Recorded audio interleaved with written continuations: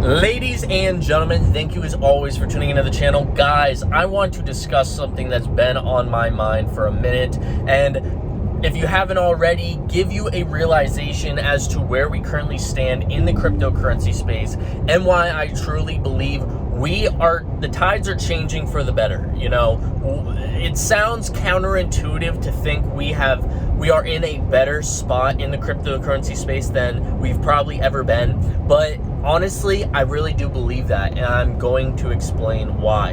Now, unless you've been under a rock or you don't care to pay attention, there have been four major banks in the United States to collapse over the past 2 weeks. It started with Silicon Valley Bank, and it's been nothing but mayhem since. Now, the whole scenario with Silicon Valley Bank, if you guys weren't aware, essentially what happened is Silicon Valley Bank, or SVB for short, bought a bunch of government bonds about 2 years ago with customers' money. When they did this, interest rates were much lower than they are today. Now, normally this isn't an issue if interest rates fluctuate over time, but what ended up happening is SVB, normally they're a Silicon Valley Bank, just in their name. They are a major startup bank, so the majority of their funding comes from startups, collecting money to start different businesses. Well, it's quite obvious over the past year or so that startups have been having a very hard time collecting funds for their ideas, because nobody wants to risk their money right now on potential successful businesses. It's just common sense. Now, because of this, Silicon Valley Bank has really had to look for other ways to make money.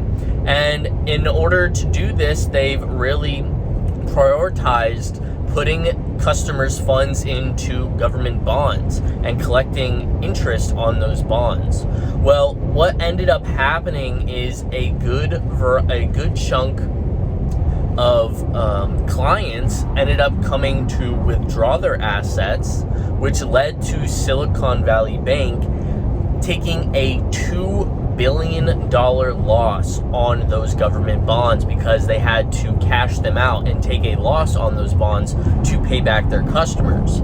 Well, when they took this $2 billion loss, they ended up having to also seek out for funding. And when you have a bank where the majority of their clients are businesses, that is a very scary sight to see. So when all of the customers saw that this bank was seeking funding, there was a bank run. It's quite obvious that was going to happen. And one thing a lot of people don't realize is that over 90% of all of the customers in SVB had over $250,000 in their accounts. That is insane. That is insane. Going to show that this bank truly was for the majority of businesses, where the majority of businesses had their funds. And since this whole collapse, there has been roughly $40 billion withdrawn from this bank. And of course, since then, the government has stepped in, because Silicon Valley Bank did file for bankruptcy. The government stepped in and said, hey, no need to worry. Everyone's funds, including those over 250K, will be backed up. They essentially came at this situation at 150% to pretty much mitigate any bank running from happening anywhere else with other banks. But it seems like it's not stopping, or at least it didn't stop right there after SVB had their bank run, because we had 3 other banks collapse around the world since then. In the interim of all of this, Bitcoin skyrocketed from low 20,000s all the way up to about $28,000 at the moment. And again, some people might say it's an absolute coincidence that happened, but I really beg to differ. Aside from major businesses, where do you go if you don't want your money in the system, if you don't want to have your funds in a bank. There's really not that many options when it comes to a sustainable investment asset class. I mean, of course, you have good old cash, which is what you're trying to get away from. You have gold, silver, you have some commodities. But aside from that, I really do think many people are beginning to realize that Bitcoin is a safer bet for them, especially in the current position that it's at. Bitcoin's dropped all the way down to 15,000 a couple months ago, and now it's been consolidating and slowly but surely moving back up. Now, am I saying Bitcoin bottomed out? I don't know, and nobody else that ever talks to you about the price of Bitcoin's movement knows themselves. But it's clear that the tides are changing for Bitcoin specifically. I can't necessarily speak for the rest of crypto because, as we've seen with many bull runs in the past, Bitcoin always moves first. Bitcoin always goes up first in price, and then altcoins follow. But right now, we are seeing Bitcoin crush it comparative to stocks, comparative to obviously banks, and you're seeing very, very little news coverage on Bitcoin's price movement. And it's quite obvious why.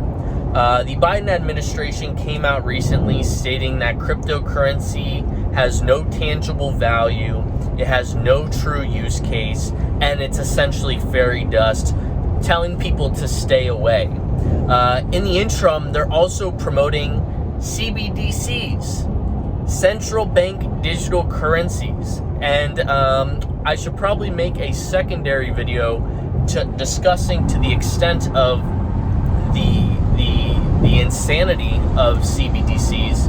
But essentially what CBDCs are in short is like a stable coin, like Tether. So pretty much our banking system would run on a stable coin like Tether, where the government could monitor, control, track, monitor all of everyone's money. Now, if you guys aren't aware, for example, with Tether or even USDC, these stable coins are able to be frozen. We've seen it many times with hacks in the cryptocurrency space. If someone hacks an exchange and they steal Tether, Tether is literally able to go in and blacklist those assets, those USDT tokens, and they are literally useless. Now, take that on a larger scale to the US dollar, where the government could come in and say, hey, we don't like what you've been talking about online. Or, hey, we don't like that you went to this protest last week and protested against something that we are trying to endorse. Or, hey, we see that you are working closely with this other government and we don't like that, so we are going to freeze your assets. What it essentially does is privacy becomes nil. If they disagree with you on any social scale, they can freeze your money. And it completely removes the current situation where if a government wants to get into your assets, they have to get a subpoena. And for example, with the IRS, if they want to freeze your assets or see your financial records, they have to get a subpoena. But in this case, everything would be on an open ledger essentially. But of course, the open ledger wouldn't be open to the entire public. It would be a open ledger to the government and the government only. So obviously CBDCs are honestly terrifying, and I think it's important now more than ever we do our absolute best to make sure that this doesn't come into fruition. A perfect example of this is about 24 hours ago, Ron DeSantis, the governor of Florida, proposed a bill banning CBDCs in the state of Florida for these specific reasons. Ted Cruz, a senator in the state of Texas, also proposed legislation that would ban CBDCs in the state of Texas. We need to see this on a larger scale in more states, because if we can get a good variety of states on board with this idea of banning CBDCs, this will not come to fruition, and that's what we need. If you, for any reason, think CBDCs are good on a government level for the U.S. economy, you clearly are against the people. Simple as that. This is not about being left or right or in the middle. It's simply about privacy. Everyone loves their privacy.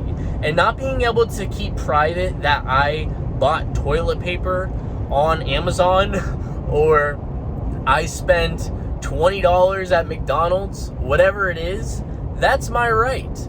And at the end of the day, if this does get passed, this will trickle out, like I said, into our social lives, whether that's on social media, whether it's things you do around, out and about in the places you live. It's a slippery slope, and it's so disgusting and sad, honestly, to see that.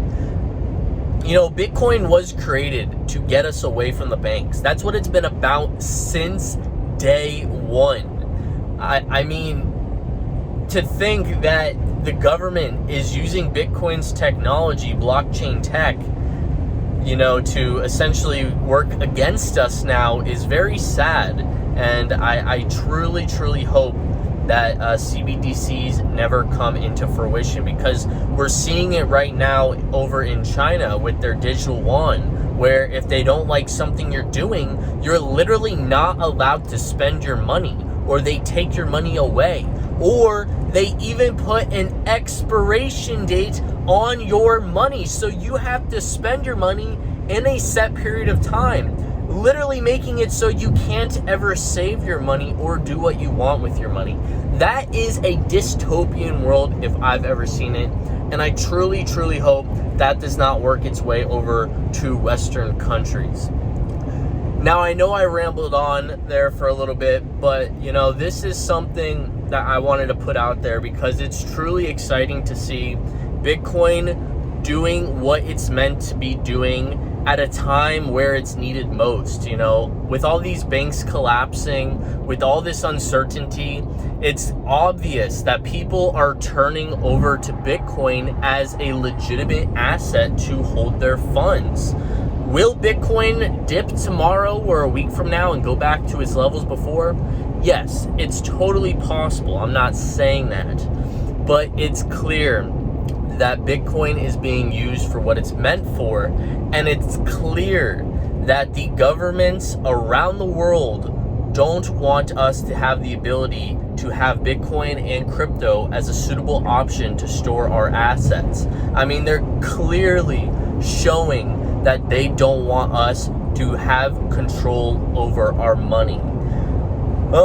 It is absolute mayhem out there, guys, but I truly do see bright things ahead for the cryptocurrency space, and I would love to know your thoughts down below on this whole banking situation. Did you have money in any of these banks? If so, what changes are you making to where you store your money? Are you looking to digital assets? Are you looking to gold? Are you putting some cash under your bed? I would really love to know your thoughts down below. Thank you guys, as always, for watching, and I will catch you in the next.